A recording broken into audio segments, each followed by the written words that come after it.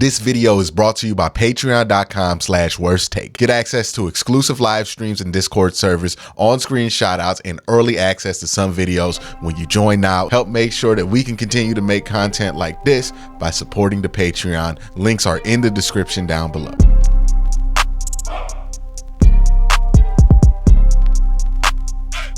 So yesterday I reacted to what I felt like was the absolute worst quarterback ranking list I've seen in my career. Now I'm going to show y'all the best, and I'm just saying it's the best because it's mine, and that's because I am biased for my own list, because I'm me. Of course I'm biased towards my own list. Of course I'm going to think my list is great because it's my list.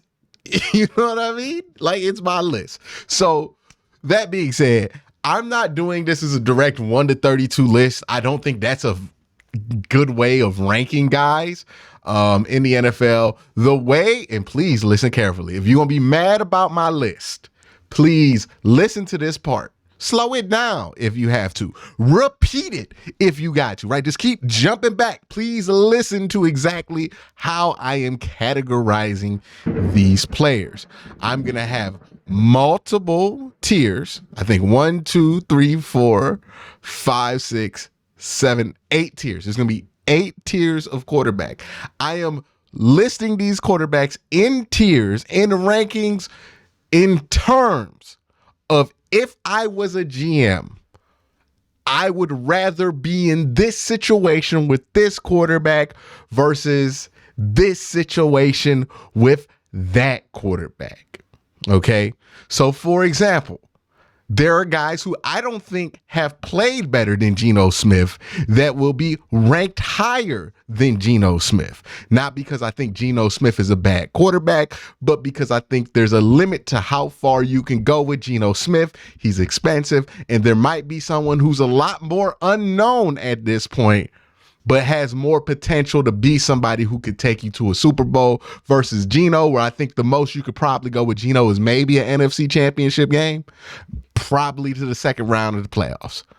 So I am ranking these guys, not just based off their play, but based off their contract, their situation, their ceiling, their potential, based on what situation at quarterback I would rather be in the NFL. Again, repeat this as many times as you want. It is storming right now while I'm recording this video, so I apologize if you hear any thunder or if there's a hard cut. That's probably because the power went out. So that being said, let's start the list. And the first tier is Pat Mahomes. Yes, Pat Mahomes gets his own tier to himself because literally anybody on this list, if your quarterback is anybody on this list other than Pat Mahomes, and Pat Mahomes said he wanted to play for your team, you would trade for Pat Mahomes. I don't care if you got Joe Burrow. I don't care if you got Josh Allen, Lamar Jackson, Jalen Hurts, Deshaun Watson, whoever. If Pat Mahomes was like, yo, I want to come, guess what? Pat Mahomes coming. He's that much better than everybody else. 2 5,000-yard passing seasons. He's barely out of his rookie deal. He's insane. 2 MVPs, 2 Super Bowl MVPs, 2 Super Bowls, 3 Super Bowl appearances, and he's not even 30 yet. He's Pat Mahomes. He's the best playing right now. And when it's all said and done, it's very, very possible that he might be the best to ever play. Then we're going to get to the elite tier. I have 3 quarterbacks in the elite tier. 3 quarterbacks. And when I say elite, I mean these are dudes who can beat anybody any given day. If they're playing at their top level, they're almost impossible to stop. They are top level guys. In no particular order: Joe Burrow, Josh Allen, Lamar Jackson. Those are the 3 guys in the NFL where I am afraid to play because I know if they're playing at their highest level, there's nothing you can do about it. There's absolutely nothing you can do about it. You catch them on a bad game, you can beat them, obviously. But on the highest level, there's nothing you can do about it. You know what I mean? Sometimes you play these dudes and you got to do everything right to beat them. That's how good they are. They can take over a game. They can carry a team on their back. Those are the three guys that are not named Pat Mahomes that I think are truly capable of it and have demonstrated it. Joe Burrow, that team was not good until Joe Burrow got there. Joe Burrow got there, put a whole new lease on life for the Cincinnati Bengals. Even his first year, the year he got hurt, they were beating like playoff teams when Joe Burrow was out there. Josh Allen put the team on his back, man. We've seen it. We've seen him put the team on his back. Lamar Jackson, he's put the team on his back before. He is the Ravens. Like, the only reason the Ravens scare you is because Lamar Jackson is there. Whether you respect it or not, that's the only reason the Ravens, literally before the Ravens got Lamar Jackson, before Lamar Jackson started football games, the Ravens were on their way to disaster. John Harbaugh was about to get fired. They were on their way to a sub 500 season. Then Lamar Jackson come in, bam, they don't lose that much no more. Those are the three guys. They could put the team on their back. They're unstoppable when they're hitting on all cylinders. There's nothing you can do about it. Those three guys. As close to Pat Mahomes you can get without being Pat Mahomes. All right. The next tier is Pro Bowl guys. Now, these are guys who are really good. I wouldn't call them elite because I still think there's a measure of things you need to put around these guys in order to win a championship. But there's not much doubt in my mind that if these guys got the right run of luck, they're definitely good enough to win a championship with. In this tier, I have Jalen Hurts, Justin Herbert, Aaron Rodgers, Dak Prescott. Now, Aaron Rodgers would previously be in elite category, but since he's older now, he's coming off one of his worst seasons. I downgraded him to Pro Bowl status, but because he has GP, he's still going to stay a Pro Bowl. I ain't going to do him and put him next to Kirk Cousins or nothing like that because I would still rather have Aaron Rodgers than Kirk Cousins. Now, Jalen Hurts, I think he's also somebody who's interesting that's in this list because a lot of people still aren't sold on him, but I think it's been proven that he's good enough. Like, if you have him, it makes enough of a difference that it does make you a Super Bowl caliber team, but he's not the guy who's going to put the team on his back. Like, he's not a liability or somebody that you can forget. Like there's two types of guys. Like, when we talk about game managers, I feel like we kind of equate all of them. There are game managers that most certainly make a positive difference to their team, but they're not good enough players to where you can only have them, but they are positive. And then there are guys who are just out there and they can survive because of what's around them. These guys can make a difference, right? But they need a good wide receiver. They need a good offensive line. They need these other things. You need to have them surrounded by a good amount of talent at this point. I think Justin Herbert, he's probably the close to getting out of this. I just haven't seen the postseason success that I would like. And he hasn't had like Lamar Jackson level regular season success either. So I just don't feel comfortable putting him in the elite yet. Jalen Hurts is obviously, I've explained that one. And then Aaron Rodgers, because of where he's at, that's why he's there. Dak Prescott, I debated putting Dak here, but I think Dak's done enough to where you can say, okay, you put the right things around him, you could probably win. And he's not a negative. He's a positive in some way. All right, so this next grouping of guys are X factors. They could be elite. They could be Pro Bowl. They could be mid. But I'd rather have these guys than an unknown quantity. I'd rather have these guys than known mid. And I'd rather have these guys than known trash. We'll call it Reggie for the old people in the audience like me. Okay, so again, the X Factor group of quarterbacks are guys who could be Pro Bowl. They could be elite. They could also be some mid. But I'd rather have the quarterback that could be great, but also could be bad, that I have seen be successful in the league on some level before, than what I know to be mid, what I know to be Reggie. If you don't know, Reggie's really, really bad weed. All right. So, and in the X Factor category, I have Deshaun Watson, I have Trevor Lawrence, I have Kyler Murray, Russell Wilson, Matt Stafford. All of these guys have something in common. They've all had good seasons, really good seasons in the NFL. Not consistent, or they're coming off of something weird or something like that, but they've all been very good. Matt Stafford is in the X Factor category because he's coming off one of the worst seasons of his career, and it was a half season. It was due to injury, but last time we seen him healthy, he had a full season. He looked the best that he's ever looked. So maybe it was just a down year. Like there's a chance that he goes up to that Pro Bowl category where he's been his whole career. He's also 35, so he could end up just being kind of mediocre, maybe even worse than mediocre. Russell Wilson is another one where I think a lot of people are down on because it's kind of fun to make fun of Russ at this point. But let's be real here. Like we've seen Russ be really, really good in the NFL. I think it would be silly to think that he's cooked based off of just one bad season.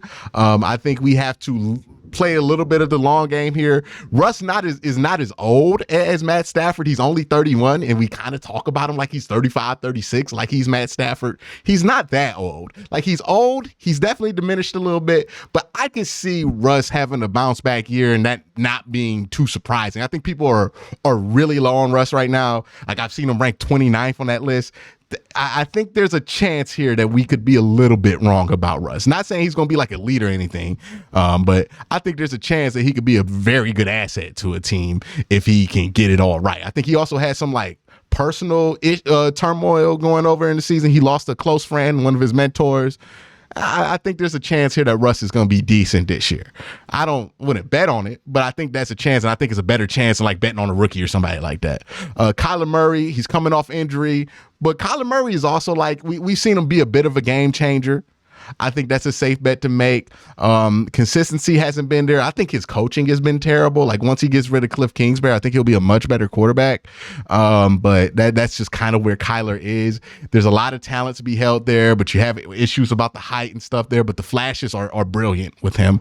Trevor Lawrence is an X factor because, I've seen the one good season. He's also had wild variances of up and down throughout his career. You could blame some of that on Urban Meyer, but I haven't seen enough of him outside of Urban Meyer to be set. One season, 25 touchdowns, 8 interceptions ain't gonna sell me anymore. Like, I'm sorry, Trevor Lawrence, but Baker Mayfield kind of ruined that one for you. Like, I'm sorry. I need another year before I could go there with you. I know everybody else is ready to go there with you. I'm waiting a little bit, but I'm not dogging you. I'm putting you in X Factor. And then Deshaun Watson, a lot of people are down on him based off the 6 games that he had last year, coming off a 700-day delay. But he's also 27 years old. Athletically, he looked fine when he was out there. The only thing that I really saw that was an issue was he had like bad timing in some of these passing routes, and it didn't look like the offense really fit him well. So if they make those changes, if the Browns make those changes, what they probably will, which I've seen that they're going to probably do, then they'll be fine. He'll probably be Pro Bowl or elite. I think probably high tier Pro Bowl, maybe in elite. I don't know. Elite's a big jump for him in his first full year back, but I think it's also possible. If I had to bet, though, I would say he'll probably be in Pro Bowl category by the end of the year. So that's why I have Deshaun Watson. Now, here's the next tier of guys. So this is the next grouping of quarterbacks that I would be fine with having if I'm a GM. CJ Stroud. Oh, this is unknown, by the way. And unknown is like rookie quarterbacks or quarterbacks we just haven't seen enough of to put a definitive book out on what they are. So you'd rather be there, right? You rather deal with what you don't know to be good or bad yet than be paying somebody who you know is not that good. Because that's a better situation to be in if you're a GM. So CJ Stroud, Bryce Young, Anthony Richardson, Justin Fields, Kenny Pickett, Jordan Love. I don't know much about Jordan Love. I just know he hasn't played much football. We'll see. We'll see what he is, but he has to be an unknown because I literally don't know much about him. Kenny Pickett, I think he's very limited, but I'll get the benefit of the doubt. It was his rookie year. We'll see what he turns into. Also, if you're going to notice a trend in this unknown, I'm only putting first round pick quarterbacks here because I would not want to be in a situation where I'm starting a third round, undeveloped, unseasoned quarterback. Like, I just don't want to be in that position. That's a bad position. I would rather play Kenny Pickett than like Desmond Ridder or something like that, right? So I would go with first round picks. There's a potential element there that I think is better than having a known kind of mid-range quarterback at an expensive price or even on a 4-year rookie deal. So CJ Stroud, Bryce Young, Anthony Richardson, Justin Fields, Kenny Pickett. I'm at Justin Fields now. Justin Fields is an interesting one because I was ready to call it a book on him But then he had 1,100 rushing yards this year. If Justin Fields can develop a little bit as a quarterback, as a passer, then will you see him kind of leap some categories here? So that's why I put Justin Fields in this category. Anthony Richardson, again, tremendous potential with him. Bryce Young, again, tremendous potential with him. CJ Stroud, again, tremendous potential with him. Don't know if any of these rookies are going to be good year one. Don't know if they're going to be good in year 2, year 3, year 4, year 5. But I'd rather be taking a nice big swing with one of these 6 guys than be playing the middle of the road game, right? Because at least there's potential that all 6 of these guys could become Pro Bowl or elite. There's no potential, I think, in this next tier quarterback to get past what their current ceiling is outside of maybe one person because he's so young. And this is the starter tier. And look, Geno Smith is a better quarterback right now than Justin Fields. Tua Tagovailoa, he's a better quarterback than Justin Fields right now. Kirk Cousins is a better quarterback than Jared Goff. They're better quarterbacks technically, but they don't have the upside. And that's why I have them here. If I'm a GM, I want the quarterback that has the upside versus the guy who maybe can get me to the playoffs. Because maybe get me to the playoffs on an expensive deal that doesn't do anything for me. You know, but a cheap rookie who might be really good, who's a first round pick, hey, got to do what you got to do. By the way, if I don't know what the situation is in San Francisco, we could sub Brock Purdy for the rookie here and not the rookie, but the guy they drafted out of Trey Lance. We could put him in unknown if he ends up starting. But nonetheless, the starter category. Geno Smith, Tua, Kirk Cousins, Derek Carr, Jared Goff, Ryan Tannehill, and Brock Purdy. I don't know what to do with Brock Purdy. So I'll admit, this is the guy who could jump a bunch of tiers because I just don't know how good he is. And I don't know how much that injury is going to affect him. So I'm less strict about Brock Purdy here. If you think he should be somewhere else, I'm not really tripping on that. But everybody else, I think, is firmly here. Geno Smith, Tua, Kirk Cousins, Derek Carr, Jared Goff, Ryan Tannehill. Again, these are solid quarterbacks. You could probably go to the playoffs with these quarterbacks. But can you go any further than the playoffs? And we're talking about 4 of these guys who are expensive. Geno Smith, not cheap. Kirk Cousins, not cheap. Derek Carr, not cheap. Jared Goff, not cheap. Ryan Tannehill, not cheap. So they're not cheap, and they have a certified ceiling. I would say Tua, and let me add Tua to the Brock Purdy. If you differ with me on Brock Purdy and Tua, I'm not really tripping. But those other guys on the list, there's a clear limit to how far you can go, and they're not cheap. So what are you doing with these guys? Like, I would rather have the young guy. I would rather have the dude that I don't know what to do with in the X Factor category. I would most certainly rather have a Pro Bowler. I would most certainly have somebody in the elite category. And obviously, yes, I would take Pat Mahomes. So everybody in that list, I would take all the guys above them and the tiers above them ahead of them. Again, Geno Smith, he's had one good year. I don't know how good that means he's going to be coming up. Best case scenario, he repeats what he did last year. And even if he does repeat what he did last year, I don't know how far that takes the Seattle Seahawks. Tua, injury concerns, and then he's just also very limited physically. So not only is he somebody you have to worry about staying on the field, he's also a limited athlete as far as like throwing strength, and he's not the greatest athlete in the world, and he's not super big, so I worry about that. Kirk Cousins, look, he's really good. He's going to get you to the playoffs. He's also not going to win you that many playoff games. Like, he's just going to be what he's going to be. If you want to make the playoffs every once in a while, get Kirk Cousins. He will do that. He will have decent quarterback play. You're just not going to get anything above that, and you're going to be paying a lot of money for that. Derek Carr, same story, more inconsistent than Kirk Cousins, but I think a higher ceiling, but the ceiling is still not high enough that I would say is that different than Kirk Cousins, to be honest with you. Jared Goff, same thing with Kirk Cousins. Ryan Tannehill, I think like at his peak, he was better than Kirk Cousins, but he's just not at his peak anymore. He's an older quarterback now. He's also an older quarterback who, people forget this because they don't think about Ryan Tannehill as an athlete, but he's a quarterback whose a lot of his game was predicated on his athletic ability. And now he's in an advanced age for a quarterback, right? You know, he's like 31, 32. So some of that athleticism is going down. That's really what kept him above average when he was above average. Now that he doesn't have that and it's diminishing, you can see where we're going here. You can see why they drafted Will Levis and Malik Wills. Like, it's not a mistake. And again, Brock Purdy, I just don't know what to do with Brock Purdy and Tua. I just really don't know what to do with those two guys. So I put them here. Then in this next category I have, he's all right, but he's not real. Like, you can convince yourself that everything's going to be all right when you have one of these four dudes. But you know it ain't. You know it ain't. Like, you know you're not in a great situation, right? If they're playing the whole season for you. I got Daniel Jones, Mac Jones, Jacoby Brissett, Jimmy Garoppolo. And I hate to do my dude Jacoby like this, but nobody wants to start Jacoby Brissett for the full year if you got Super Bowl expectations. Like, he's my boy.